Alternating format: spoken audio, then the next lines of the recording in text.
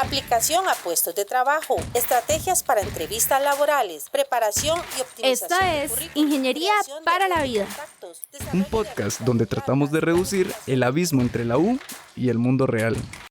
Hola a todos, les saluda Daniel Rosen. Bienvenidos al segundo episodio de la segunda temporada, donde nos estamos enfocando en entrevistar a ingenieros e ingenieras latinoamericanos que se han destacado dentro y fuera de la región. Hoy vamos a tratar sobre la investigación y aplicación del cuarto estado de la materia, el plasma. Tenemos el gusto de tener como invitada a Laura Varillas. Laura, al igual que nosotros, es ingeniera electromecánica costarricense. Ella se ha mudado a Alemania para investigar sobre este tema.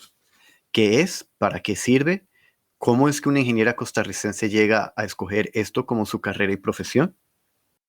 Antes de darle la palabra a Laura, me gustaría que Federico hable un poco de cómo es que nosotros conocimos a Laura. Gracias, Rosen. Pues Laura la conocimos hace, creo que unos 10 años, tal vez un poquito más. Tal vez fue como en el 2009, entonces ya son 13 años. Sí, por ahí.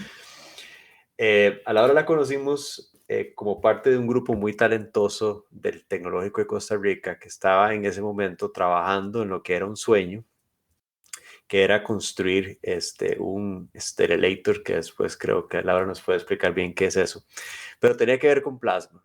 Y recuerdo que a Rosen lo contactaron por su famoso trabajo de la cafetera espacial, del que ya nos ha contado, y me dijo, pues está este grupo, quieren como que les demos un poquito de coaching, guía, y pues ahí nos íbamos todos los sábados en la mañana a trabajar con este grupo, y la verdad fue una experiencia increíble.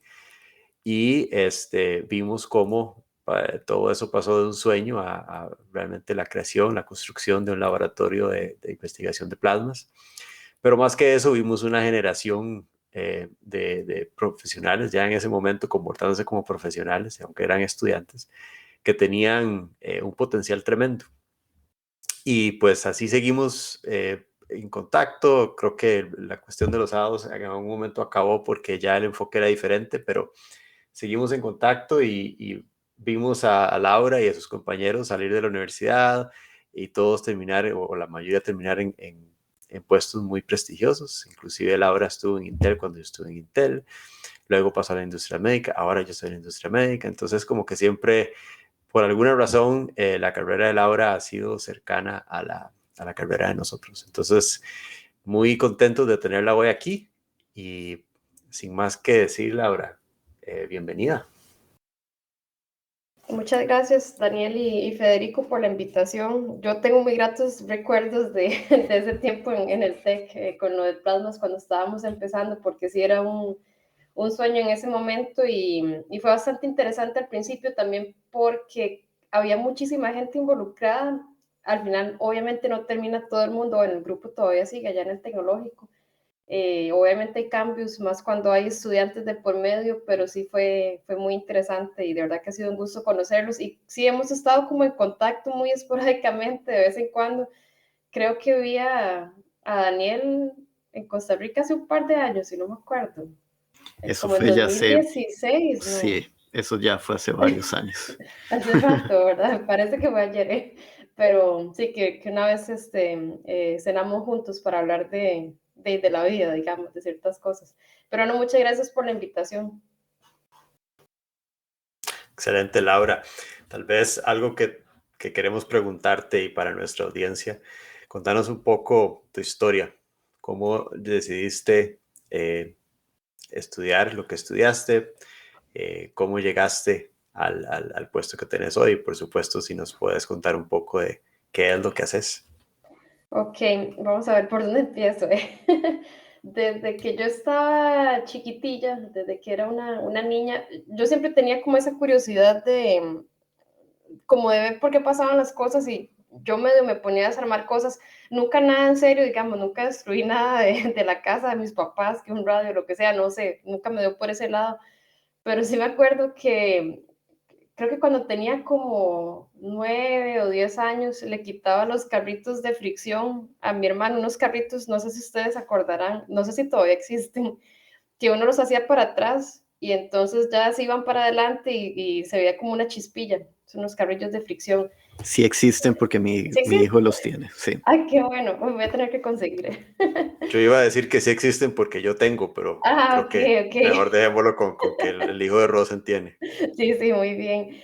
Entonces, digamos, inclusive algo como tan pequeño era como la curiosidad de por qué se estaba haciendo esa chispa ahí, ¿verdad? Entonces me ponía a desarmarlos. Participé en feria científica cuando estaba en la escuela también, fui hasta la Feria Científica Nacional, que eso fue, creo que fue una experiencia que en realidad me marcó mucho. Y viendo hacia atrás como que era lo que yo estaba destinada, siento yo, a hacer en el sentido de estar trabajando en ingeniería, en ciencia, en investigación.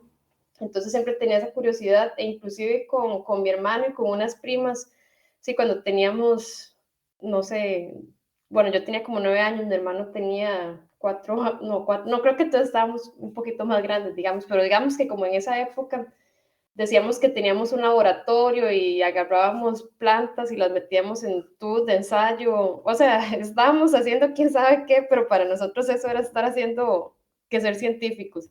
Y yo sí me acuerdo cuando era niña que yo decía que quería ser científica, yo ni siquiera sabía qué era eso, ni entendía, y yo creo que inclusive hace un par de años todavía no entendía lo que era ser científica, digamos como hasta el día de hoy que estoy descubriendo lo que es ser eso. Pero sí siempre tuve como esa curiosidad de entender por qué pasan las cosas, de entender qué es lo que hay adentro. Y de hecho en la charla que yo di del TEDx Pura Vida Joven en 2016, yo hablo de la curiosidad que tenemos como niños, digamos los científicos, de que eso no debería de morir dentro de nosotros, porque eso nos permite descubrir un montón de cosas. Y de hecho he tenido la oportunidad de hablar con varios premios Nobel por una cuestión ahí en la que participé.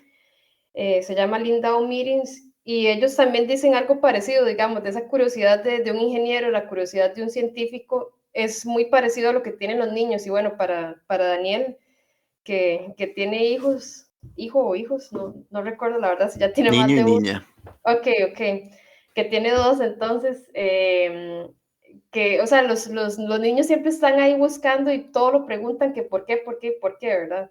Y a nosotros siento que a veces se nos olvida eso y para mí estudiar ingeniería, ya como para ir aterrizando en responder la pregunta, era por qué pasan las cosas, aunque en realidad yo estuve casi toda la etapa del colegio pensando que iba a estudiar medicina y de hecho me gustaba mucho, todavía me gusta mucho, bueno, hice una maestría en ingeniería de dispositivos médicos, entonces digamos que siempre tengo como esa relación por ahí, pero cuando estaba ya en quinto del colegio me di cuenta que creo que yo era muy sensible como para la parte médica, no digamos como sangre, ese tipo de cosas, sino desde el punto de vista de tratar con los sentimientos de un paciente o como que con alguna enfermedad, algo así, como hace uno para darle una noticia a alguien. O sea, ese tipo de cosas fueron las que yo dije, no, yo creo que esto entonces no es para mí, pero en lugar entonces de arreglar gente, digamos, de curar gente, a lo que dije que me iba a dedicar era a arreglar máquinas. Entonces, por eso decidí estudiar ingeniería.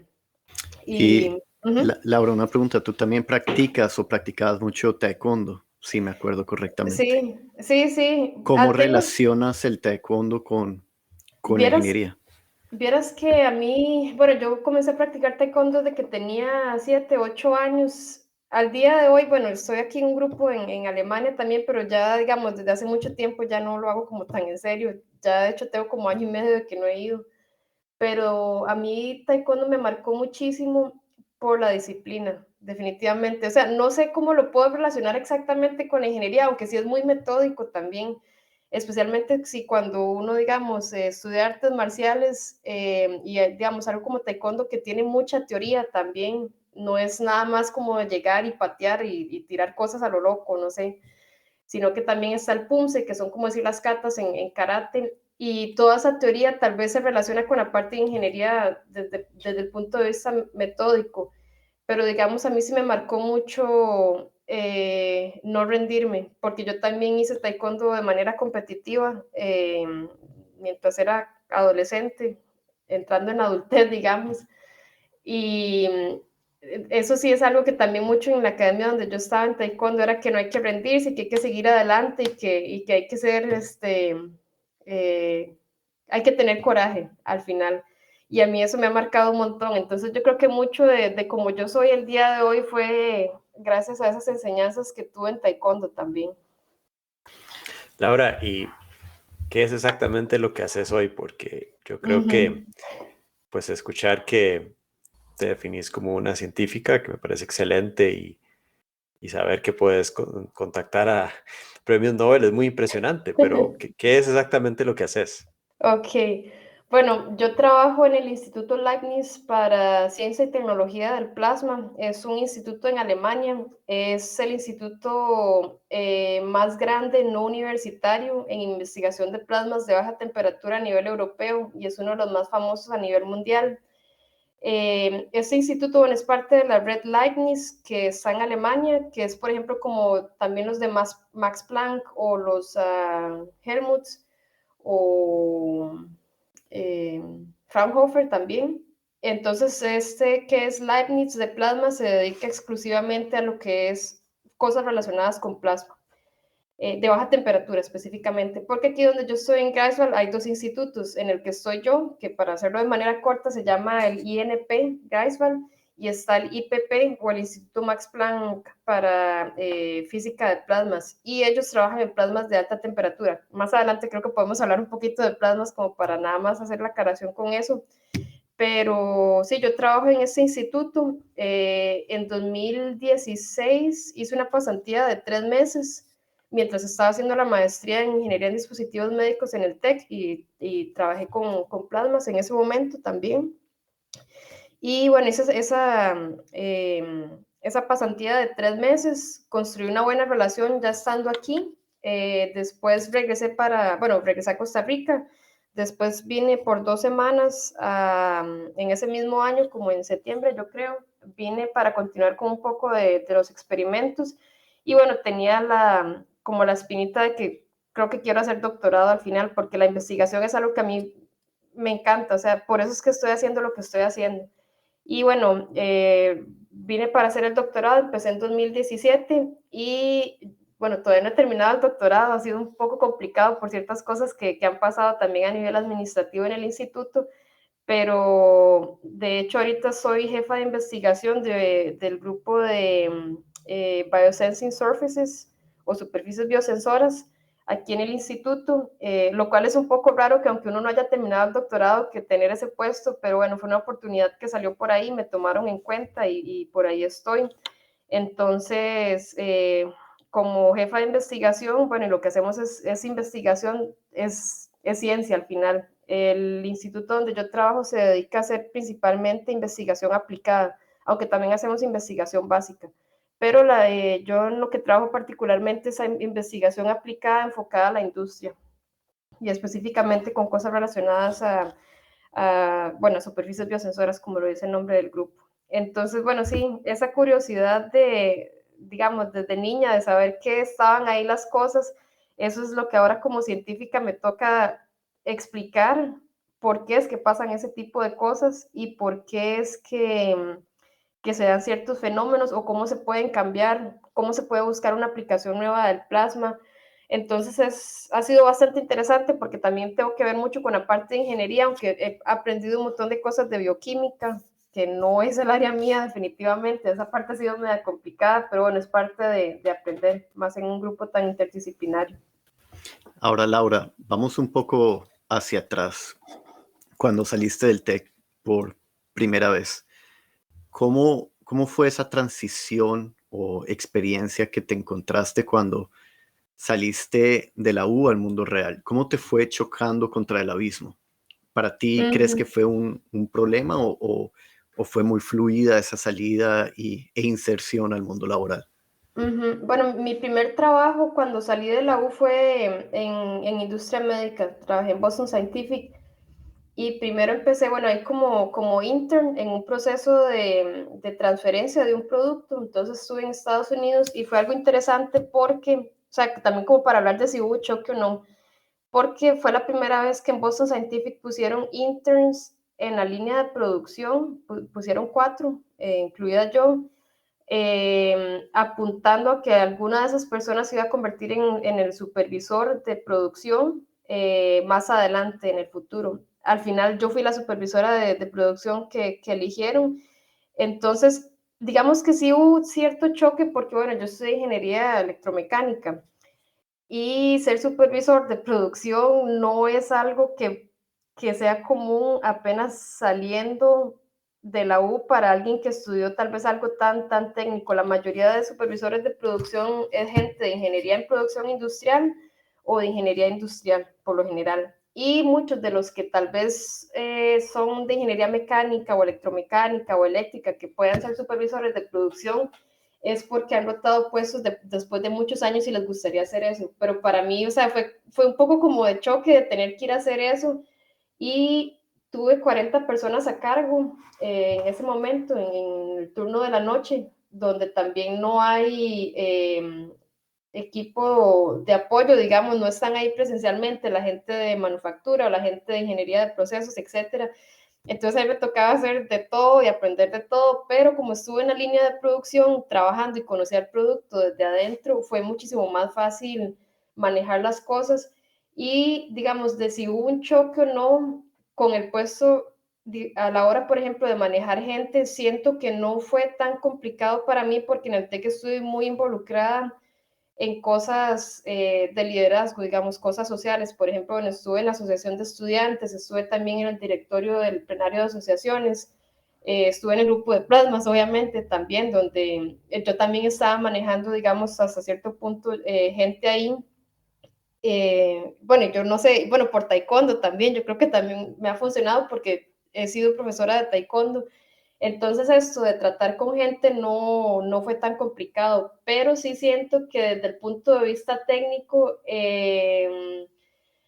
digamos, sí dejé como de un lado la parte para lo que yo estudié, por decirlo así, pero me di cuenta que era algo que me gustaba al final. Entonces, tal vez no fue tanto choque, pero para alguien que haya estudiado, digamos, sí, mantenimiento industrial o ingeniería electromecánica o algo así, ponerse en algo que es tratar con gente que no se lo enseñan a nadie, o sea, por más libros que uno lea, hasta que uno no está ahí, no va a saber qué es lo que está pasando ni se va a enfrentar a ciertas cosas. Entonces, creo que tuve como la suerte de que me preparé de cierta forma antes y que me gusta tratar con gente, pero creo que eso puede ser un choque para mucha gente, especialmente del TEC, la verdad. Ok, entonces quiere decir que tus actividades extracurriculares, digamos que te ayudaron a sobrepasar esa o a enfrentar esa Definitivamente, situación. Ujú. definitivamente. Y no solamente por ese lado, porque yo ahora me pongo a ver, inclusive para construir mi currículum, hasta donde estoy ahorita, me sirvió muchísimo las cosas extracurriculares que hice, porque no es lo mismo presentar un currículo donde, ok, graduado, no sé, en 4 años o 5 años o en el tiempo que era, como dicen en el TEC, que alguien que tal vez duró un poquito más, pero tiene otras cosas aparte de nada más el título. Y yo creo que eso es súper importante. Sí, en eso estamos 100% de acuerdo. Laura, y tal vez para entender un poquito, antes de que llegaste a Alemania, que fue creo que en el 2016, ¿qué otros trabajos tuviste? Porque creo que te graduaste, ¿qué año? 2012, por ahí. En 2012, sí, terminé los cursos en 2011, a finales del segundo semestre, y empecé a trabajar, bueno, en diciembre de ese año, y me gradué en 2012. Ok, entonces trabajaste como supervisora de producción y qué más, Ujú. y tal vez lo que quiero llegar a esto es cuál fue ese camino para llegar un día y tomar la decisión de cursar una maestría, que al Ujú, final fue lo que te abrió la puerta en Alemania, ¿no? ujú. Bueno, después de que trabajé en Boston Scientific, trabajé en Intel. Fue una oportunidad que salió que sinceramente yo no andaba buscando, pero bueno, las cosas a veces se acomodan, no sé, las estrellas se alinean o no sé, pero salió la oportunidad y yo tenía la espinita de cuando salí del TEC de que yo quería seguir con lo de plasmas, porque eso, o sea, bueno, si estoy haciendo plasmas ahorita hasta el día de hoy es porque de verdad me gusta, ¿verdad? Pero yo pensé que tal vez estando en Intel podía estar un poco más cerca de la parte técnica, digamos, de lo que estudié. y de la parte de plasmas, porque, bueno, obviamente para manufactura de chips se usan procesos industriales que tienen que ver con plasmas, no en Costa Rica, pero en otras partes, por ejemplo en Irlanda, también en Israel. Entonces yo pensé que, bueno, tal vez si me paso a trabajar a Intel y aceptando esa oportunidad, pues podría estar más cerca de plasmas. Y ya digamos, bueno, trabajé en Intel un rato, tuve la oportunidad, que eso sí aprecio mucho, hubo una conferencia de plasmas en Costa Rica, la conferencia más importante de Latinoamérica en plasmas, el Latin American Workshop on Plasma Physics, y yo tenía un paper que era de mi proyecto de graduación, lo hice mientras estaba trabajando en Boston Scientific, que no tenía nada que ver con la parte de Boston Scientific, pero igual la hice en plasmas porque yo quería hacer mi proyecto de graduación en plasmas, entonces bueno, hice más trabajo de la cuenta, por decirlo así, pero yo quería hacerlo en plasmas. Y cuando pasó este congreso, ya yo estaba trabajando en Intel y hablé con uno de mis jefes en ese momento y le pregunté si tal vez era posible que yo fuera a la conferencia. Yo nada más tenía planeado tal vez ir ese día como a presentar mi póster y ver si tal vez si me podían como pagar la inscripción o algo así, o que si podía sacar vacaciones, no sé, y al final me dieron permiso de ir a la conferencia. No me acuerdo si la pagaron ellos, creo que al final la pagué yo, pero no era mucho, pero digamos, no tuve que sacar vacaciones ni nada, sino que Intel me dejó ir como parte de mi trabajo, lo cual es, o sea, está súper bien y eso habla mucho de una buena cultura de trabajo también, de apoyar a la gente, aunque no era exactamente con algo que tenía que ver con lo que yo estaba haciendo en ese momento. Entonces, digamos, sí, como que siempre quedó esa espinita ahí y ya, bueno, un poco más después de eso, bueno, ustedes recordarán también que hubo un cierre, una parte de un cierre de Intel en la parte de producción del asamble de los chips. Y bueno, en ese momento tuve dos opciones porque yo fui parte de ese grupo a los que les hicieron ¿cómo se dice en español? Layoff. Sí, hubo, digamos, el cierre de la fábrica implicó Sí, que sí, varias gente esa quedó sin parte. trabajo, ¿no? Ajá, ajá, que obviamente yo no esperaba eso, porque de hecho apenas tenía como 1 año y 3 meses o 6 meses de estar trabajando en Intel. Yo no pensaba que mi carrera iba a acabar tan rápido. O sea, no que iba a acabar, y a esto es el punto que voy de cómo regresé a plasmas, ¿verdad? Porque tuve dos opciones, bueno, tuve tres opciones. La primera era continuar en Intel. Había como era como el director de ingeniería en ese momento, bueno, que en paz descanse ahorita, Tom Van Beek de Intel, que él me dijo, si usted quiere irse a trabajar a Estados Unidos, a Intel, podemos hacerlo también. Está esa oportunidad. La otra opción era igual en Intel, pero en Costa Rica, en la parte, bueno, no me llamaba la atención, entonces por algo no me quedé ahí. La otra opción era regresar a industria médica. Uno de mis ex jefes que tuve en Boston Scientific me contactó, bueno, de hecho dos de ellos me contactaron y me dijeron, Laura, si quieres regresar, aquí también hay oportunidades, entonces para que nos diga. Y bueno, ya entonces la cuarta opción para mí era, es el momento de tirarme al agua y hacer lo que yo quiera. Entonces apliqué a un doctorado en Noruega en ese momento relacionado a plasmas, pero era con Space Plasmas. Y mientras pasaba, digamos, como que qué era lo que iba a pasar, vi que salió del TEC una oportunidad en el laboratorio de plasmas en el que ya había estado con don Iván Vargas para un proyecto de investigación de un dispositivo de confinamiento magnético, Medusa, que es un tipo tokamak, y estaban buscando a alguien, creo que era como para 1 año, y yo le pregunté a don Iván, el director del laboratorio, qué era ese puesto, porque lo vi por ahí, porque llegó a Intel, eso, no sé ni cómo, por eso es que hay cosas que pasan en la vida. Y le pregunté y me dijo, sí, bueno, está tal y tal cosa, es hasta finales de año, creo que en ese momento era como por ahí de julio de 2014, si no me equivoco, hace rato. Y yo le dije a don Iván, si pego lo del doctorado, si gano, digamos, ese puesto de doctorado, me voy a tener que ir. Y don Iván dijo, no importa, con que nos venga a ayudar unos 2 o 3 meses, todo bien, porque ocupamos ayuda. Entonces yo dije, bueno, está bien, y apliqué. habíamos 2 personas que estábamos aplicando y al final yo obtuve el puesto y lo que iba a ser nada más 3 meses, en teoría se convirtió en 3 años en el TEC de vuelta. El doctorado no me lo dieron a mí, quedé dentro de los finalistas, pero no gané el puesto. Y bueno, seguí ahí en el TEC y salió la oportunidad de hacerlo de la maestría en Ingeniería de Dispositivos Médicos. Salió la oportunidad también de tratar de hacer mi propio proyecto de investigación, lo cual logré, o sea, logré recibir fondos de parte del TEC para tener proyecto de investigación y de desarrollar un poco más la parte de aplicaciones de plasmas con la parte de medicina y de agricultura. Y a eso me dediqué a hacer unos 3 años en el TEC. Entonces así fue como regresé a la parte de plasmas. No sé si lo hice demasiado largo, pero creo que era una historia un poquillo larga. No, está bien, pero Laura, si mal no recuerdo, también trataste de montar tu propia empresa. ¿Por qué no Ah, nos sí, cuentas un poco sobre eso? sí. Bueno, como había dicho, en el momento en el que pasó esta cuestión de Intel, dije, bueno, es momento de intentar hacer lo que yo quiera. De hecho, eso fue una de las respuestas que le di a ese ex jefe de Boston Scientific y él me dijo, súper bien, o sea, si quiere hacer eso, yo lo apoyo, lástima que no puede regresar, pero si quiere hacer eso, hágalo, porque también era un buen momento para hacerlo, o sea, no tenía hijos, bueno, no tengo hijos todavía ni nada de eso, pero digamos, no tenía como otra responsabilidad que yo tenía que ir a buscar trabajo y tenía el apoyo de mis papás también. Entonces, eso fue algo que me motivó a tratar de meterme un poco más en otras cosas, inclusive la parte de emprendimiento, que es algo que siempre me ha llamado la atención y al día de hoy también me llama la atención y ahí vamos en camino a hacer otra empresa también.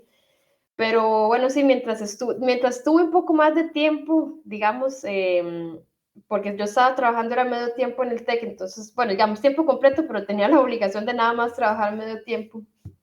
Eh, Comencé a ir a más cosas de emprendimiento, me conecté muchísimo con la gente de emprendimiento en Costa Rica, digamos, con gente que estaba haciendo proyectos también y gente que estaba financiando, por ejemplo, como Carao Ventures y así, que también hacían ciertas actividades.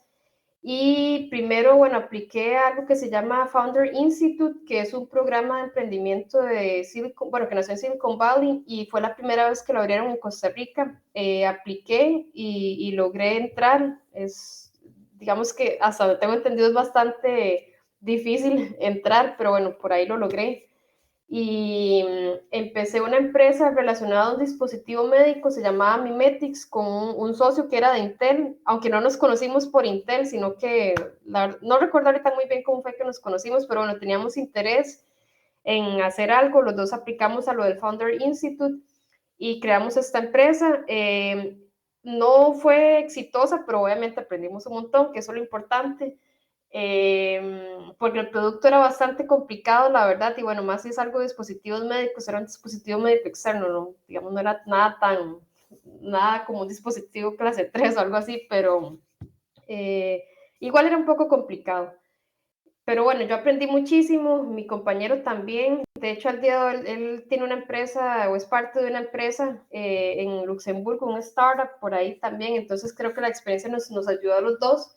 Yo dejé esa parte entonces de Mimetix y después en 2015, si no me equivoco, pero ahorita no me acuerdo exactamente el momento, creo que sí, en 2015 fundamos una empresa, algunos investigadores del TEC, del Laboratorio de Plasmas, que se llama Plasma Innova. Esa empresa al día de hoy todavía existe, ya yo no estoy con ellos, pero es una empresa que hace diferentes tipos de aplicaciones de plasmas, especialmente en la parte de limpieza o purificación de aire por plasma y también está investigando en purificación de agua.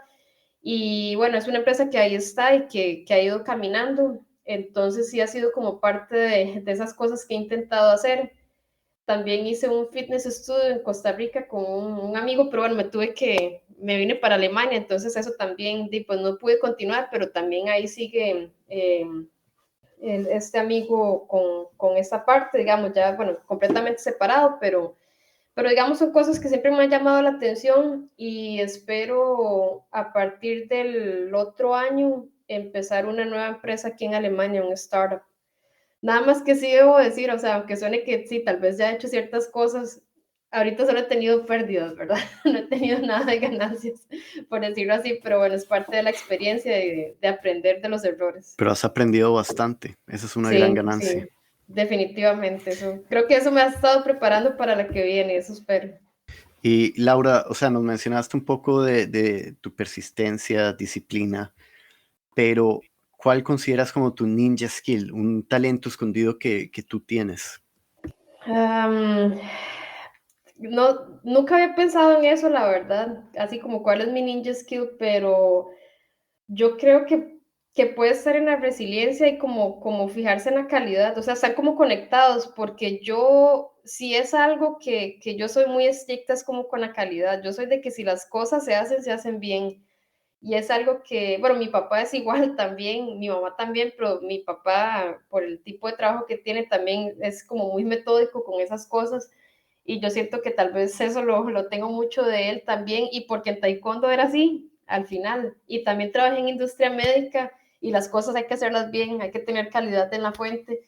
Y me he estado cuenta, me he estado dando cuenta, perdón, que desde que yo era niña o desde que era adolescente, digamos que con los trabajos del colegio, los trabajos de la U, yo siempre todo lo tengo que hacer bien, lo cual puede ser un arma de doble filo, porque pues sí, calidad y todo, pero a veces siento que pierdo demasiado tiempo en cosas que nadie más ve, pero que yo las veo y para mí eso es importante. Pero creo que tal vez ha sido como cierto ninja skill porque eso, digamos, eso de la calidad y de ser persistente, creo que ha permitido que yo pueda siempre dar algo más o dar algo que sobresale sobre lo que otras cosas, otras personas pueden hacer. Y creo que eso me ha dado las oportunidades que tengo ahorita. Entonces es tu taekwondo skill, más que un ninja skill. Puede ser. Em, y aparte del taekwondo y, digamos, aventurarse a hacer tantas cosas y aprender, ¿qué otros intereses tenés fuera, digamos, de lo profesional? Eh, bueno, digamos, con deportes y eso me gusta ir a correr, aunque ya tengo rato de no estar corriendo, la verdad. Intenté hacer rugby aquí, pero la gente es muy grande y me da miedo que me lastimen, entonces ya decidí no seguir con eso. Pero hay un hobby bastante interesante que tengo con mi esposo y es hacer cerveza. Hacemos cerveza artesanal y es súper chiva porque hay tantas cosas que se pueden hacer, o sea, es un hobby tan interesante y tan científico en realidad que nos ha permitido aprender de un montón de cosas, aprender de la parte química también, de bioquímica un poco, y bueno, obviamente probar la cerveza. Es súper interesante porque uno puede hacer una receta, pero hasta que no pase, bueno, los meses para ya poder tener la cerveza hecha, uno nunca sabe a qué sabe. Y como es un proceso artesanal, nunca podemos repetir una receta exactamente igual. Bueno, de hecho, nunca hemos hecho ninguna igual, pero ha sido un hobby súper interesante. Tenemos buenos comentarios y bueno, eso sería otro negocio que nos gustaría en algún momento. Sería importante que mandaras muestras a los, ¿cómo se llama? A A los los que estamos en este entrevistadores. podcast. Acuérdate que yo Digamos, estoy Dale. un poco más cerca que Federico Sí, y sí, sí. podría ir a probar. Podemos acordar eso en algún momento. Pero no, verás que ha sido un hobby súper interesante. Digamos, yo no soy como la Braumeister, es en alemán, la maestra cervecera, en realidad no soy yo, es mi esposo. Digamos, yo sí manejo los conceptos y todo, pero bueno, él es como el que se ha metido un montón más con eso y yo soy como la jefa de calidad en esta empresa, ¿eh? Porque la limpieza es súper importante en el proceso de hacer cerveza. Y a eso voy de nuevo con la parte de la metodología y calidad en la fuente, porque la mayoría de gente que no le sale bien la cerveza a veces es porque se descuidan a la hora del manejo como tal. Entonces, aparentemente, bueno, aparentemente no, he de decir, creo que estamos orgullosos del producto que hemos creado porque tenemos muy buenos comentarios de amigos. De hecho, bueno, hace poco lo hablamos ahora temprano antes de entrar ya como en materia con el podcast, que hace poco me casé y servimos cerveza de nosotros en la boda. Entonces eso fue algo bastante bonito, bastante especial. Qué bueno, Laura. Ahora,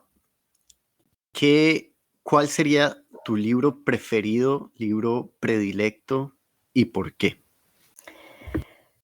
Creo que no puedo como que escoger, así como yo decir, es que es el definitivo, pero hace unos 2, 3 años más o menos, no, como 2 años, leí un libro que se llama The Art of Living de Thich Nhat Hanh, que era un monje, si no me acuerdo, de Vietnam. Él murió este año. De hecho, bueno, fue como impactante cuando murió porque, bueno, este libro es muy bonito, me gustó mucho. Se llama The Art of Living, creo que es como, se puede explicar por sí mismo. Y está muy relacionado como con ciertas cosas de meditación. O sea, no es como una instrucción de meditación, pero básicamente es como tratar de saber o aprovechar que hay cosas muy simples que hacemos todos los días en los que uno también puede meditar y no en el sentido de sentarse a hacer om y todo eso, ¿verdad? Sino en el sentido de estar con uno mismo y de estar en el presente. Y esta parte de, yo no soy de meditar como que todos los días, pero sí he sido un poco más pragmática en mi vida y un poco más de vivir en el presente y de aprovechar las cosas ahorita, de ser feliz con lo que uno tiene. Bueno, que eso también creo que está muy relacionado con el pura vida style, digamos, de vivir las cosas, pero después de que fui en 2011 a Corea del Sur, que tuve la oportunidad mediante una beca, una vez estuve en un templo budista durante un fin de semana y eso me cambió la vida, la verdad. Y después de que agarré este libro, The Art of Living, como que volví a esas cosas de nuevo. Y sí, siento que me ha marcado en los últimos años. No lo he vuelto a leer, la verdad, pero creo que también fue como importante que lo leí en ese momento por ciertas cosas personales que pasaron con la familia, un fallecimiento de alguien cercano y creo que también eso ayudó y como que me ayudó a estar como conmigo misma y a ver cosas del presente. Sí, definitivamente muy importante estar presente. Eso podría ser un episodio en el futuro. Laura, a veces nos gusta ser un poquillo más jocosos en este programa y hablar de si pudiéramos irnos atrás en el tiempo y encontrarnos cuando estábamos a punto de entrar a la universidad.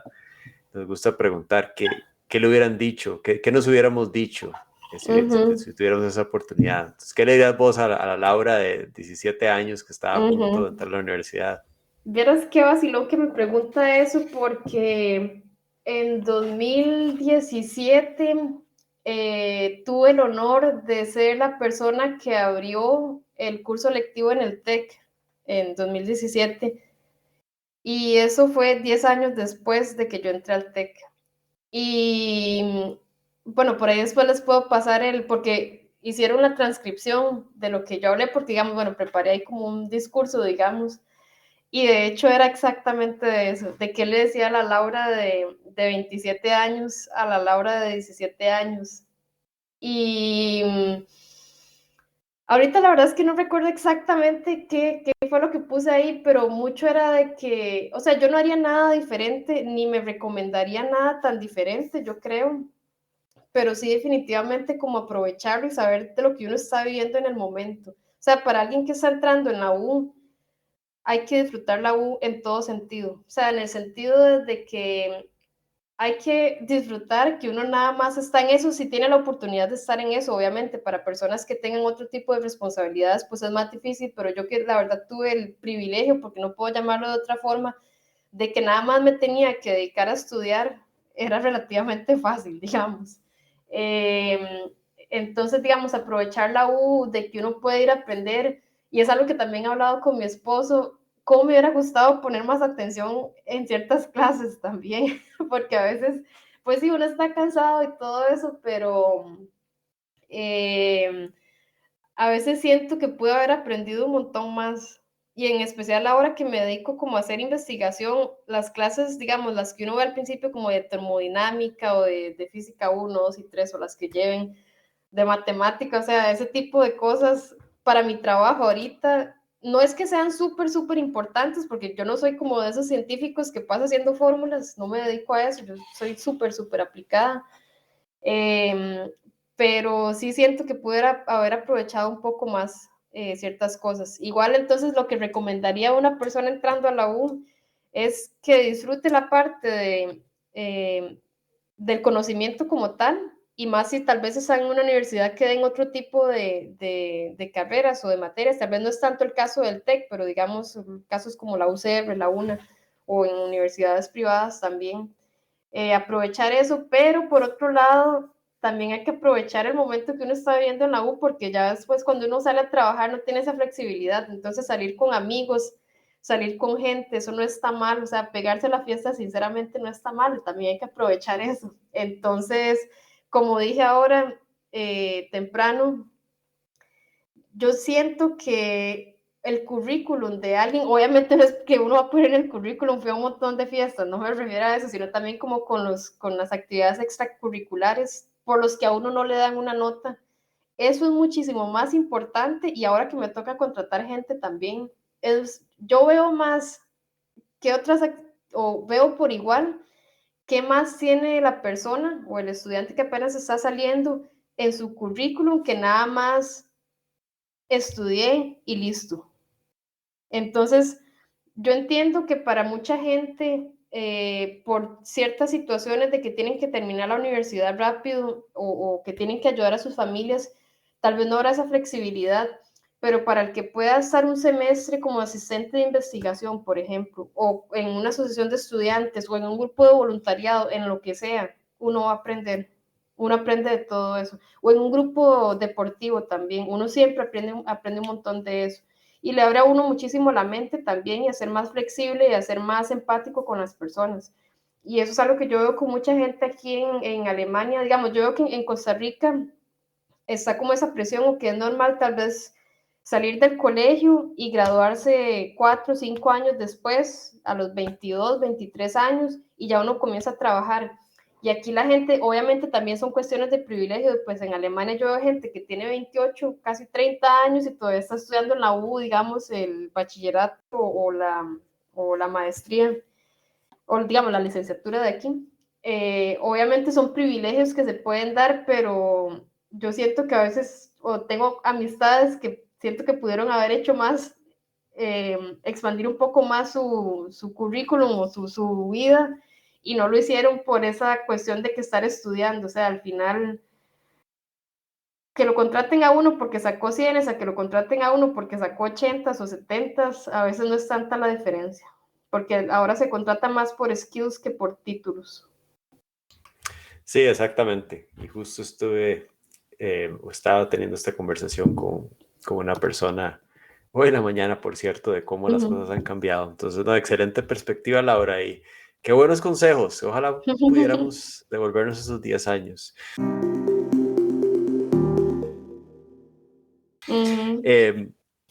Tal vez cambiando un poquito de la línea aquí, tal vez voy a preguntar dos preguntas en una. La industria del plasma, ¿por qué te gusta tanto? ¿Por qué decidiste trabajar en esto? Y si alguien está escuchando y dice, pucha, qué interesante, ¿verdad? Yo quisiera tener ese trabajo, quería ser científico o científica, ¿qué debería de estudiar esa persona? Bueno, para responder la primera, tenemos que irnos a alguien que yo creo que los tres admiramos mucho, y toda Costa Rica admira mucho, que es el doctor Franklin Chan Díaz, ¿verdad? Yo creo que ahí está la raíz de un montón, o sea, esa semilla que ha sembrado don Franklin Chan Díaz ha sido increíble lo que ha hecho en Costa Rica, porque yo soy producto también de esa admiración hacia una persona que ha logrado todo lo que ha logrado y todavía sigue haciendo un montón de cosas, ¿verdad? Bueno, y que también, que el día que lo conocí casi me da algo, porque era como ese sueño de conocer a don Franklin Chan. Entonces yo como que siempre tuve esa curiosidad de, bueno, y que el plasma, y que qué chido, ni sabía bien qué era, probablemente cuando entré al lago, porque uno no ve en el colegio qué es plasma, o por lo menos yo no me acuerdo, siempre le decían que estaba por Italia, eso es plasma de la sangre, eso es otra cosa, pero bueno, es otro plasma del que estamos hablando, el plasma físico. Y esa curiosidad, me acuerdo que yo estaba en clases de física 2, con el profesor Warner Chávez, no sé si algunos llevó clases con él, y a veces él hablaba como de otras cosas, y yo a veces me quedaba hablando con él al final de la clase, y un día me dijo que había alguien que había regresado de España, que quería hacer un grupo de investigación, que fue el doctor Iván Vargas, y yo dije, no sé, suena chiva, yo quiero ser astronauta algún día, porque también esa era mi idea, no lo descarto, la verdad, uno nunca sabe. Hay gente que viaja al espacio con 50 y resto de años, o cuando sea multibillonaria, no mentira, pero bueno, sí, estaba como eso de que quería meterme a algo de investigación, de nuevo porque siempre he tenido como esa curiosidad, y bueno, don Iván Vargas abrió lo del grupo de investigación, yo entré ahí y ahí fue donde comenzó todo ya digamos como mi vida profesional, el inicio y que me ha llevado hasta hoy. Y el hecho de que esté ahorita trabajando en ese instituto aquí es porque ya había escuchado del instituto mientras estábamos trabajando con cosas de aplicaciones en plasmas en el TEC. Entonces yo dije, qué bonito que sería poder trabajar en el IMP algún día, en algún momento. Bueno, eso fue hace, no sé, 10 años o más inclusive. Igual, hace 5 años, ya casi cumplo 5 años de estar aquí. Y siempre pensé que qué bonito que sería trabajar ahí, qué chido poder llegar a eso. Y bueno, aquí estoy, por dicha, las cosas se han dado para eso. Entonces, para alguien que quiera ser científico, respondiendo a la otra pregunta, en realidad para ser científico se puede estudiar cualquier cosa, porque también hay científicos de las áreas sociales, científicos de las áreas lingüísticas también, no solamente de ciencias naturales. Entonces, hacer investigación, hacer ciencias, no es nada más estudiar física o química o matemática o microbiología o algo así. Porque hacer investigación es encontrar cosas nuevas y poder aplicarlas, ya sea investigación básica o investigación aplicada. Entonces, para alguien que quiera ser científico, bueno, y ya tal vez yéndonos un poco más a la parte en la que yo estoy trabajando, en la parte técnica de ciencias naturales, yo creo que, bueno, el instituto donde yo trabajo es un claro ejemplo de que se puede estudiar un montón de áreas, porque hay gente de microbiología, hay gente de biología, hay gente de electroquímica, de bioquímica, de ingeniería, hay un montón, o sea, de diferentes tipos. Gente que tiene técnicos o que estudiaron cosas relacionadas con aviación y ahora están trabajando ahí como técnicos. Entonces, en fin, o sea, es una infinidad de cosas porque la ciencia hoy en día es completamente interdisciplinaria. O sea, estamos viendo gente que trabaja con biología sintética, que son ingenieros en computación, y tal vez no sabían nada de biología y tuvieron que aprender, pero ahora también tenemos programas de estudio que es biología computacional, una cosa así. Entonces, en realidad para hacer investigación se puede hacer casi que en cualquier área y uno logra encontrar áreas que uno no piensa que existen. En realidad creo que es cuestión de buscar las oportunidades. Ahora, específicamente, si a alguien le gusta la parte de plasmas, pues definitivamente, o sea, en Costa Rica hay oportunidades también, bueno, está el TEC, hay cierta colaboración con otras universidades también. El TEC lo que está haciendo ahorita mucho es entrenar a la gente, diría yo, como para prepararse en caso de que quiera seguir con plasma, de que quiera salir, por ejemplo, dando los cursos básicos de plasmas 1 y 2, ahorita no me acuerdo el nombre exactamente, y también haciendo como ciertos tipos de laboratorios y cierto tipo de demostraciones, etcétera. Entonces, eso también para los que están en el TEC pueden aprovechar eso, igual para los que están en otras universidades, porque hemos tenido, cuando yo estaba trabajando en el TEC, y yo sé que todavía hay gente de otras universidades trabajando ahí también, colaborando, entonces eso también es importante y siempre se puede hacer. Y bueno, sí, para los que quieren, en la parte de plasmas, por ejemplo, aquí en Alemania hay varios institutos relacionados, igual está la parte de fusión, que es el otro instituto, el IPP, y está la parte de aplicaciones, que es como el instituto mío, y también otros institutos y universidades que tienen estas áreas. Y bueno, por ejemplo, ahorita tenemos aquí en el instituto a 12, bueno, van a ser 12 practicantes de Costa Rica, que yo los conseguí porque en realidad estaba buscando a 3 interns, 3 practicantes, y aplicó tanta gente, tanto del TEC como de la UCR, pero principalmente de la UCR, aplicaron tantos que al final, bueno, escogí los que más calzaban con lo que yo quería hacer, y le pregunté a mis colegas, a los otros jefes de investigación, si querían tener practicantes y resultó que un montón dijeron que sí, entonces logramos traer ahorita a 12 practicantes. Entonces, ese tipo de oportunidades están por ahí. No sabemos si va a ser algo recurrente, o sea, ahorita fue porque, bueno, las cosas se dieron y podemos tener a varios estudiantes, pero yo creo que siempre es bueno tratar de buscar las oportunidades, o sea, si hay oportunidades que llegan a uno, pero uno tiene que ir a buscar, obviamente.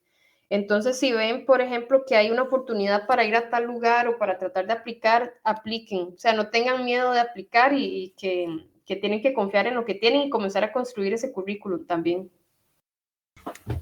Ahora, Laura, tú mencionabas antes, bueno, que has trabajado en, en la empresa privada en Costa Rica y luego te pasaste al mundo de la investigación. Para ti, ¿cuáles son las diferencias y similitudes entre ambas?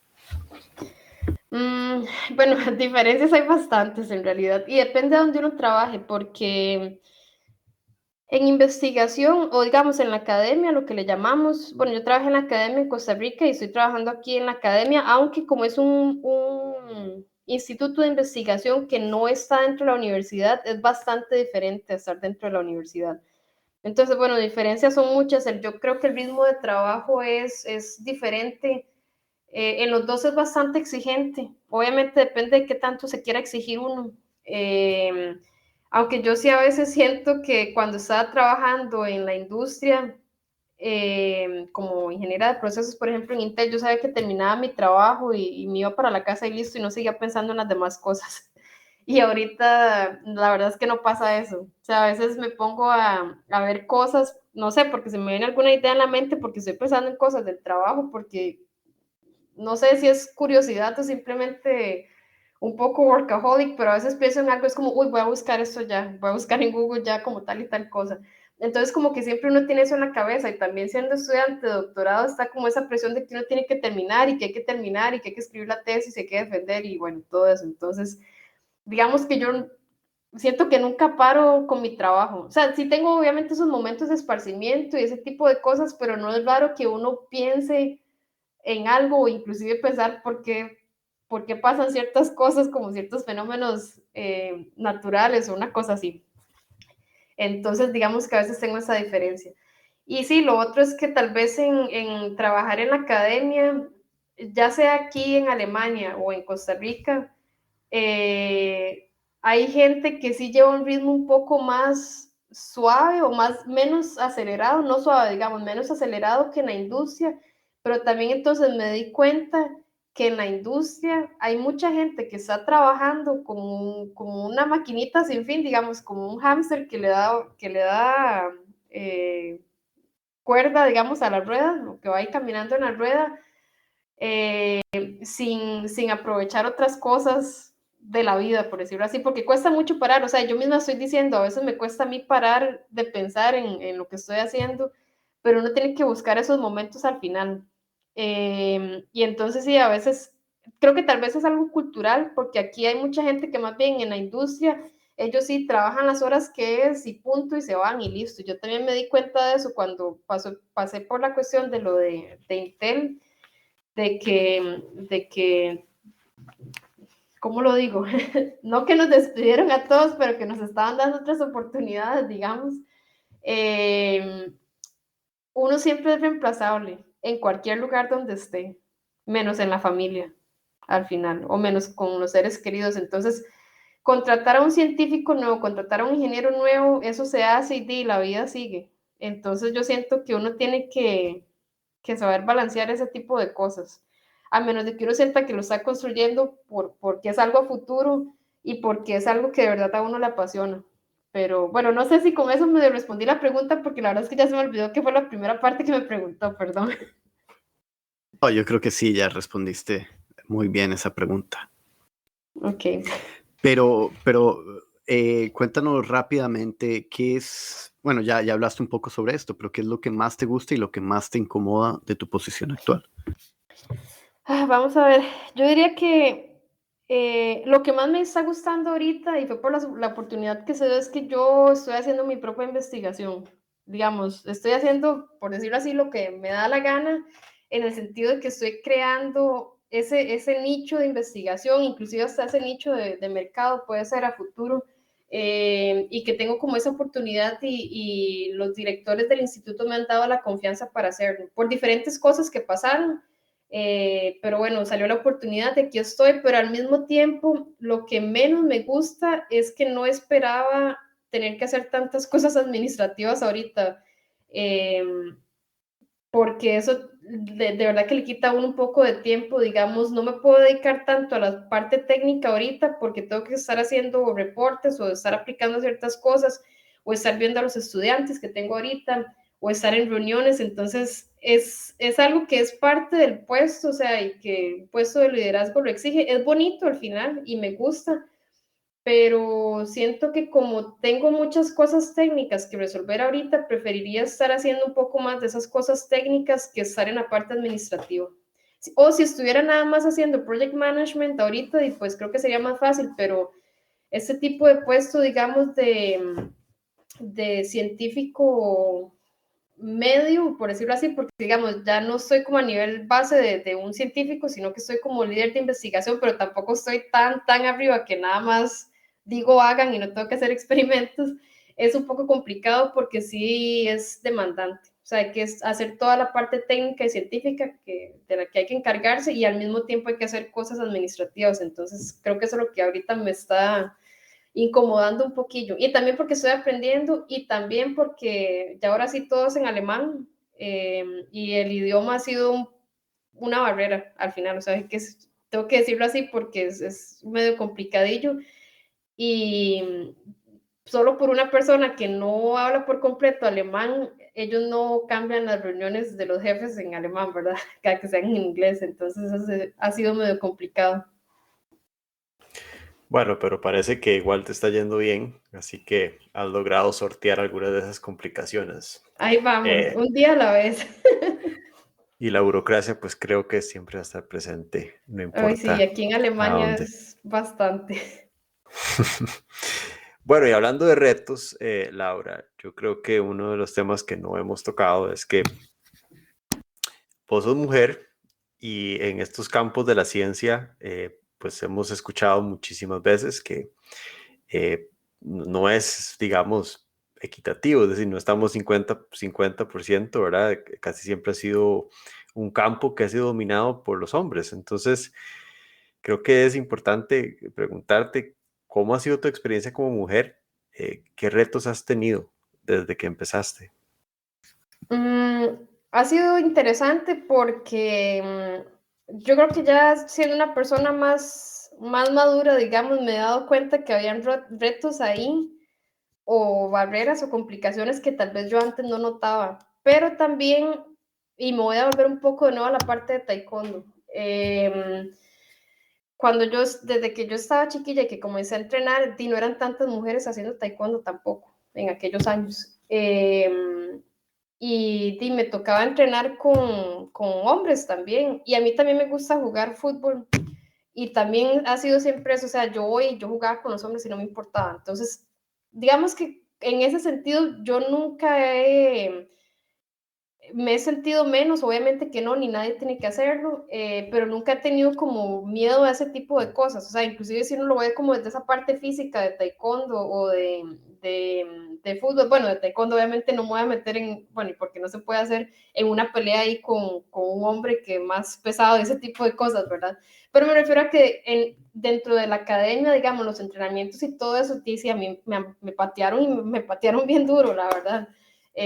Obviamente ahí siempre tratan de cuidar ciertas cosas, pero es parte de la rutina, digamos, de taekwondo, de fútbol, o bueno, de cuando estuve haciendo rugby más o menos. Entonces, digamos que yo creo que esa fortaleza física también como que me ayudó mentalmente, o sea, que tenía que enfrentar eso también a nivel psicológico, de alguna forma. Pero sí, como digo, tal vez ahora con un poco más de madurez me doy cuenta de que hay cosas en las que tal vez yo no fui víctima de algo, pero que yo tuve que haber alzado la voz. O sea, como ciertos comentarios hacia compañeras donde, no sé, porque tal vez la compañera era madre de familia y ella salía en el horario que era porque trabajaba las horas que era, y pues hay otros compañeros que tal vez no consideraban que ella era buena ingeniera solo porque se iba a tiempo, o sea, y eso es completamente ilógico. Y yo dije, o sea, tal vez en el momento, pues yo no decía absolutamente nada, pero creo que también por ahí está el problema, no decir nada. Y creo que también aquí viene como la parte de que no deberían ser solo las otras mujeres las que opinen respecto a eso, sino tener aliados hombres también para evitar ese tipo de situaciones. Pero sí también he enfrentado cosas complicadas, o sea, cuando, no voy a decir exactamente como en qué parte de mi vida laboral mejor, pero sí enfrenté, digamos, gente que trató de ponerme una piedra en el camino, o como decimos popularmente en Costa Rica, de atravesarme el caballo, sin ningún, o sea, yo no veía por qué motivo, la verdad. O sea, no, y todavía el día de hoy no logro entender por qué, porque yo estaba haciendo mi trabajo, lo demostraba, tenía compañeros que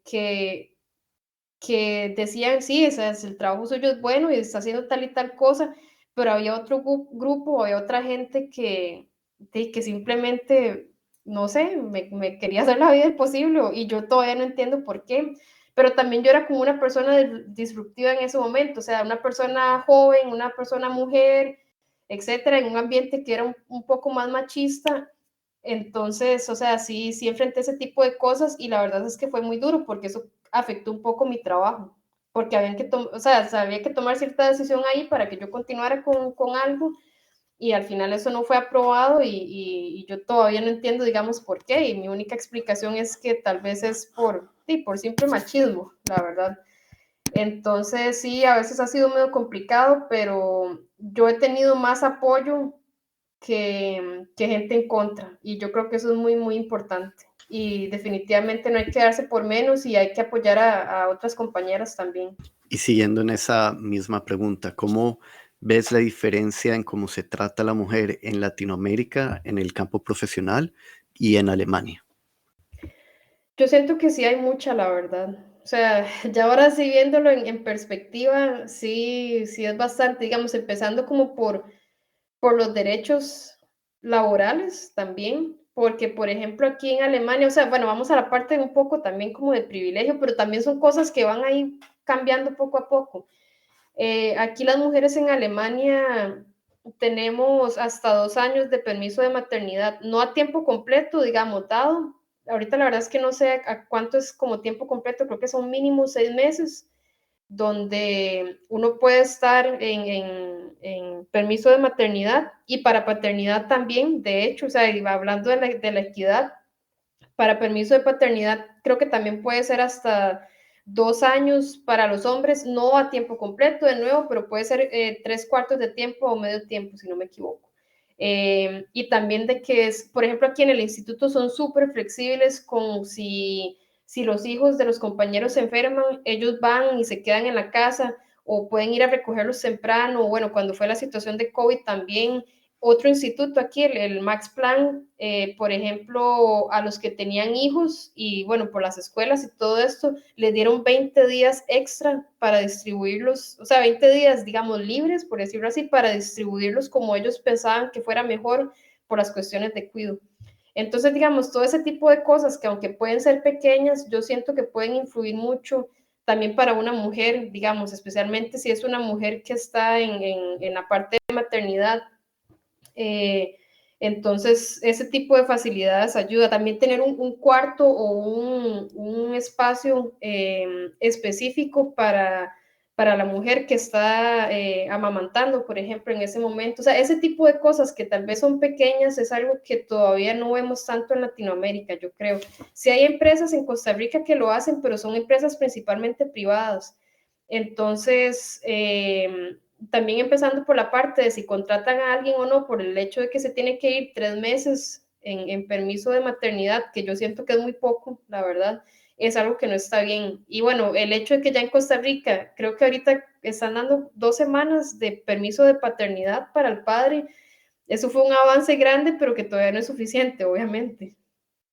Pero Laura, en temas, y disculpa que sigamos en este tema, nos quedamos aquí Pero está estancados un bien. poco, porque sí creo que es muy importante para las mujeres en Latinoamérica comprender estas diferencias. Pero en términos de discriminación en el ámbito laboral, ¿cómo lo sientes? ¿Cómo sientes la diferencia entre Latinoamérica y Europa? Siento que todavía no he visto todo porque, por ejemplo, yo no he trabajado en industria aquí, pero sí es mucho más común ver profesoras o ver mujeres en puestos mucho más altos y digamos más como en cantidad, no sé, por decirlo así, digamos que si es un grupo de 6, hay 3 mujeres y 3 hombres o etcétera. Entonces, en ese sentido yo siento que aquí pues está bastante bien, no es poco común al final, aunque sea un área, digamos, científica o ese tipo de cosas. Entonces, yo sí creo que aquí es, o sea, sí se ve como ese tipo de diferencia y como ese apoyo. O sea, es porque al final no importa si es hombre o si es mujer, y no, o sea, precisamente debería de ser así, porque no hay esa concepción desde antes, que con eso me refería también de si tienen que contratar a alguien, digamos, y que es mujer y no la quieren contratar, o ya les da como un poco de pereza contratar a una mujer por el hecho de que en algún momento se puede ir en permiso de maternidad, eso también influye en el día a día, digamos, en puestos relacionados, porque tal vez que digan, bueno, ya está contratada, pero no le vamos a dar un puesto de jefe de investigación porque si se embaraza, ¿qué? O sea, ese tipo de cosas no. Y yo sí siento también que sí hay mucho más respeto de parte de los hombres hacia las mujeres, digamos, en el trato. Uno no escucha como por ejemplo en Costa Rica, que tal vez a uno le dicen mi chiquita, o sea, que en un ambiente laboral no, para mí siento que no es aceptable, ¿verdad? O sea, también, y tal vez que porque uno es pequeño o lo que sea, o joven, no es motivo para que lo traten a uno de mi chiquita si uno no ha dado como ese tipo de autorización. No sé si me explico. Digamos, uno no ve como ese trato así. No estoy diciendo que no pasa, yo estoy segura que en algún lado pasa y sé que hay gente que ha pasado por eso. Y sé que inclusive en el Instituto mío, bueno, también hubo una diferencia y también fue una diferencia cultural, donde un hombre y una mujer, o sea, el hombre como que no respetaba lo que la mujer decía, ciertas instrucciones ahí científicas, como que no confiaba en la persona. Y, y al final no hubo mucho cambio en el instituto, digamos. Creo que la situación siguió igual y a mí me sorprendió un poco porque yo decía, pues, es Alemania, se supone que aquí debería ser un poco más, no sé, estricto con eso y hasta donde tengo entendido no cambió tanto. Pero creo que eso fue como un caso así bastante atípico al final y que también había una diferencia cultural porque el hombre también no era... Eh, no, obviamente no estoy diciendo que es que todos los alemanes son respetuosos, ¿verdad? Pero me refiero a que él era de otra cultura que sí es un poco más machista, no latina, pero sí era otra cultura que es machista, la verdad. No sé si de nuevo respondo a la pregunta con eso. Sí, yo creo que la estás respondiendo y también creo que para nosotros en este podcast es muy importante ese punto de vista. Creo que hace un tiempo caímos en cuenta que la perspectiva nuestra siempre va a venir sesgada porque lógicamente somos hombres los dos. Entonces te agradecemos mucho más bien que compartieras esas experiencias. Creo que la audiencia lo va a apreciar. Yo creo nada más para hacer un comentario ahí, bueno, no sé, creo que ya vamos a cerrar con esta parte, nada más para hacer un comentario, como lo dije en un momento ahora, sí ocupamos aliados, definitivamente. O sea, la única manera de que podemos alcanzar equidad, y por eso quiero aprovechar como este espacio para repetirlo, es si nos respetamos entre todos y si valoramos lo que cada persona tiene que aportar. O sea, independientemente de que sea hombre o mujer o lo que decida hacer, también por preferencias sexuales, por ejemplo, eso es a nivel laboral, es indiferente completamente. Pero si ocupamos aliados y si ocupamos que cuando haya cierto tipo de situaciones, si el hombre o la persona que está tal vez en mayor poder puede ayudar, puede decir algo, eso hace mucha diferencia al final. Definitivamente, no hay nada como trabajar en un ambiente laboral donde se respetan todas las voces y eso lo he aprendido con el tiempo y definitivamente hacemos eco de ese pedido por aliados. Ahora, para cerrar esta sección, creo que ya nos mencionaste que estás a punto o estás pensando en abrir una empresa el otro año, pero además de eso, ¿qué sigue para tu carrera? Buena pregunta. Buena pregunta porque todavía no Parece sé. que es hacer cerveza, pero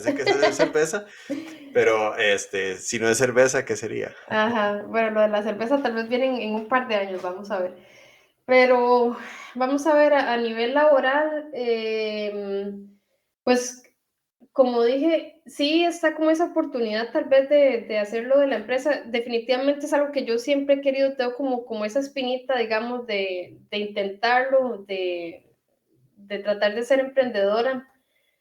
Ya soy intrapreneur, o sea, soy alguien que está emprendiendo dentro del instituto, estoy tratando de romper cosas dentro del instituto, de sacar algo nuevo adentro, entonces digamos que por un lado ya lo soy, pero sí quiero como intentarlo.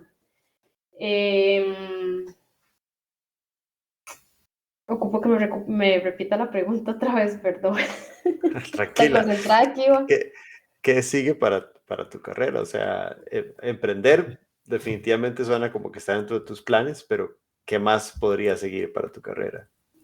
Ok, bueno, sí, aparte de tratar de emprender, porque es que está relacionado al final, porque el futuro emprendimiento que pienso sacar es un spin-off del instituto con la tecnología que yo he estado desarrollando. Yo hice una tecnología que se llama plasma printing, bueno, digamos, es un tipo dentro de plasma printing o impresión por plasma, es un método que estamos haciendo un poco diferente, entonces ha dado buenos resultados y el mismo instituto es el que me está motivando a tratar de sacar esto, porque, bueno, es parte de lo que ellos hacen. El eslogan del instituto es del prototipo, de la idea al prototipo, perdón. Entonces la idea se hace tal cosa y se hace el prototipo y ya después para seguir del prototipo al producto y del producto al mercado, el instituto tiene spin-off y tiene un modelo de transferencia de tecnología. Entonces, para mí la verdad es que es un poco complicado como decir qué sigue ahora o cómo me veo en un año o en 5 años, etcétera, porque bueno, a pesar de que estoy con este puesto de jefa de investigación ahorita, que lo empecé desde el año pasado, más o menos en noviembre, formalmente desde este año, en enero, está relacionado con el trabajo, pero sí, obviamente lo de la empresa va avanzando, no es que voy a dar el salto por completo, sino que voy a tener un pie adentro del instituto y el otro pie en la empresa, o esa es la idea que también el instituto tiene.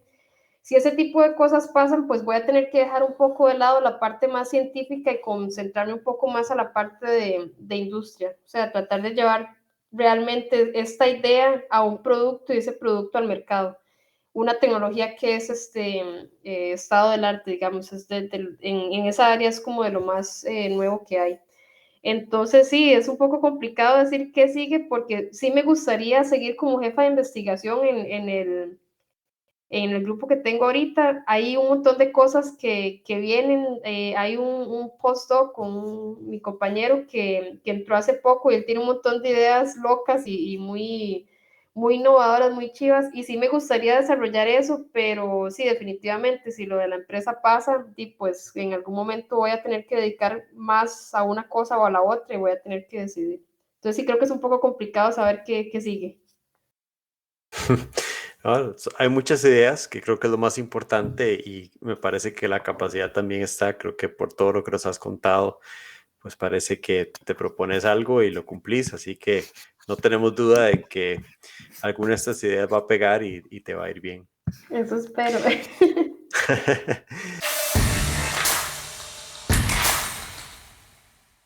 Y bueno, ya para ir cerrando el programa, Laura, hablemos un poquito de qué es plasma. Yo creo que mucha gente se debe estar preguntando o recordando, ¿verdad? Cuando estaban en el colegio y hablaban del plasma, pero eh, tal vez algo que me gusta mucho es que trabajas en la parte de aplicación de plasma, o sea, en la parte que, digamos, podría convertirse en algo útil, no es tan teórico. Entonces, para los oyentes, tal vez explicarnos un poco, pues, qué es el plasma, para qué se puede usar, comercialmente, cuáles son sus aplicaciones y, y a dónde veríamos esta tecnología en el futuro. Y no sé si tal vez nos puedes compartir cuáles países están más acelerados y si en algún momento ves que esto pueda llegar a Latinoamérica también. Bueno, primero empezando por qué es plasma, estamos hablando aquí de plasmas físicos, el cuarto estado de la materia, y eso se llama cuarto estado de la materia porque cuando nosotros, bueno, tenemos los 3 estados base que conocemos, que es el sólido, el líquido y el gaseoso. Entonces, por ejemplo, tenemos un cubo de hielo, eso está en estado sólido. Si le aplicamos más temperatura o le aplicamos temperatura, energía, va a pasar a estado líquido. Si le seguimos aplicando energía, va a pasar a estado gaseoso como vapor de agua. Y teóricamente, si le seguimos aplicando energía a este gas, se va a convertir en un plasma. Entonces, un plasma es ese cuarto estado de la materia donde las partículas positivas se separan de las negativas y podemos manipularlos. Entonces, por ejemplo, podemos manipularlos con campos electromagnéticos. El mismo plasma produce diferentes cosas, produce ondas de choque, produce luz visible, produce radiación ultravioleta, produce especies reactivas y otro tipo de especies como por ejemplo ozono, y radicales libres, etcétera. Y con ese tipo de cosas que produce es que podemos tener aplicaciones.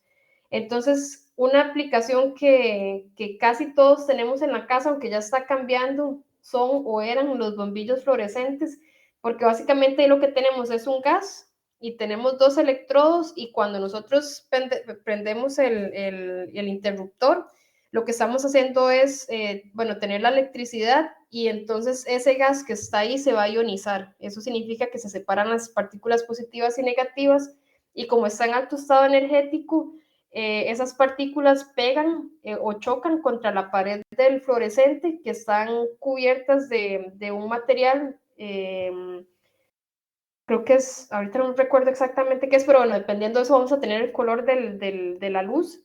Y al chocar ahí es que tenemos esta luminiscencia, digamos, es la luz como tal. Esa es una aplicación. Teníamos los que, de nuevo, ya tal vez no estén tanto en las casas o en las oficinas, que eran los televisores por plasmas. Eso es, digamos que lo mismo que un fluorescente, pero en pequeñito, porque tenemos un montón de celdas pequeñitas donde había un gas, de diferentes tipos de gases. Tenemos electricidad, lo prendemos y ese gas que está ahí adentro se ioniza. Entonces, si ustedes se acercan mucho al televisor de plasma, uno puede ver como ciertos puntitos de colores. Eso es porque son diferentes tipos de gases que están ahí o diferentes recubrimientos que hay dentro de la celda que tenemos. Y bueno, obviamente tenemos un plasma, esos son plasmas fríos, esos son con los que yo trabajo, por ejemplo, o plasmas no térmicos. Y también tenemos plasmas que están alrededor de nosotros todos los días y el más claro ejemplo que no tienen que ver directamente es el sol. Eso es una bola gigante de plasma y eso es un plasma térmico. Y eso significa que la temperatura de los iones y de los electrones es igual. Entonces ahí tenemos reacciones de fusión. Y eso es lo que investiga el otro instituto que está aquí cerca de donde yo trabajo, el Max Planck, donde básicamente tienen un sol dentro de una botella magnética, por decirlo así. Y eso fue lo mismo que hicimos en el TEC. Nosotros en el TEC creamos un accelerator que al principio Federico o Daniel lo mencionaron, que básicamente, bueno, accelerator significa generador estelar, pero básicamente es tratar de producir como una estrella dentro de la Tierra. Y porque tenemos, entonces, sí, como esta botella magnética se le llama, o este recipiente magnético para que no toque las paredes, porque la temperatura es muy, muy elevada, estamos hablando de millones de grados Celsius. Entonces, para que las partículas no derritan la cámara, o cómo hacemos para que no se derrita la cámara o ese recipiente magnético, es que lo tenemos en vacío y podemos controlar el plasma con imanes. Entonces, bueno, esos son 2 tipos de plasmas y yo creo que vale la pena mencionarlos y separarlos porque también tenemos otros plasmas térmicos que vemos en la industria y relacionado a la pregunta de que si esto se ve en Latinoamérica, pues sí tenemos, bueno, tenemos como dije los fluorescentes, tenemos los televisores, tenemos esterilizadores por plasma también, pero también tenemos soldadura por plasma, tenemos corte por plasma, esos son plasmas térmicos. Entonces, en realidad no es que en Latinoamérica no tengamos este tipo de cosas, sino que simplemente no nos damos cuenta que está ahí. Porque también era lo que mencionaba, uno no sabe qué es el plasma, por lo general, a menos de que lo estudie, que tal vez lo haya visto en la universidad. Porque yo me acuerdo que cuando yo estaba en el colegio me decían, o en la escuela, que el plasma era el estado coloidal, o sea, como una gelatina. Y eso está completamente erróneo, pero eso es porque la palabra plasma de hecho viene de la sangre, como el plasma de la sangre, porque también se separan los glóbulos rojos, perdón, y los glóbulos blancos.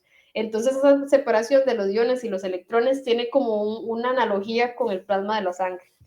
Pero bueno, entonces en Latinoamérica, pues lo que sí siento es que se pueden dar muchísimo más aplicaciones y la industria podría utilizar plasma un montón más, pero sí nos falta como tener el expertise o la gente que pueda realizar este tipo de cosas y por supuesto aplicarlo ahí. Pero sí no significa que es que no tenemos plasma en ciertos lugares, sino que tal vez las aplicaciones más nuevas todavía no han llegado y no tenemos o no estamos investigando tanto en cosas muy específicas que nos sirven para otro tipo de aplicaciones al final.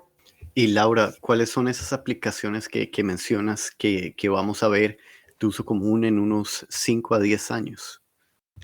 No sé si tal vez de uso tan común, porque por ejemplo, todo lo que es litografía también por plasma para poder hacer microchips y ese tipo de cosas, eso ya es algo que se hace aquí.